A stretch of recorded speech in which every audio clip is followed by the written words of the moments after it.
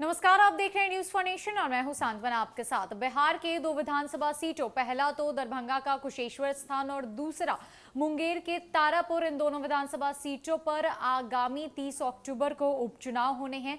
इस बाबत बिहार के विभिन्न दलों ने अपनी तैयारियां पूरी कर ली है। विभिन्न दलों के द्वारा आधिकारिक घोषणा कर दी गई है। स्टार प्रचारकों की सूची भी तैयार कर दी गई है। बता दें कि कल उपचुनाव के नामांकन की आखिरी तिथि थी, जहां कल कुल 23 प्रत्याशियों ने अपना नामांकन दाखिल किया। बिहार के दो विधानसभा सीटों पर होने वाले उपचुनाव को लेकर जदयू और राजद बिल्कुल आमने सामने हैं। दोनों में आमने सामने की लड़ाई छिड़ चुकी है। जहां एक तरफ जदयू अपनी दोनों सीटों को किसी भी कीमत पे हारना नहीं चाहती, तो वहीं राजद उन दोनों विधानसभा सीटों पर अपनी पैठ बैठाने को पूरी तरीके से तैयार है।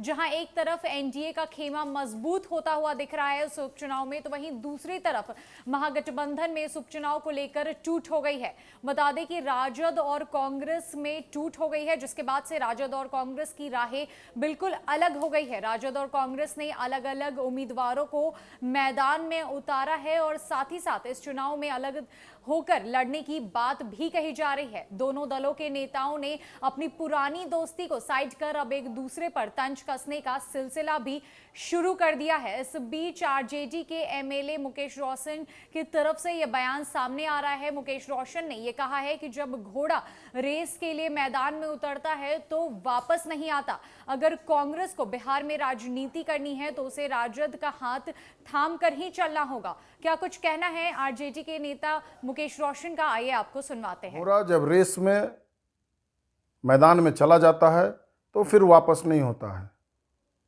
कांग्रेस के ही कुछ साथी हैं बिहार प्रदेश में जो नहीं चाहते हैं कि राहुल गांधी देश स्तर पर मजबूत हों, तेजस्वी यादव जी मजबूत हों, जिसका नतीजा है कि वो आज अलग अलग होकर लड़ रहे हैं।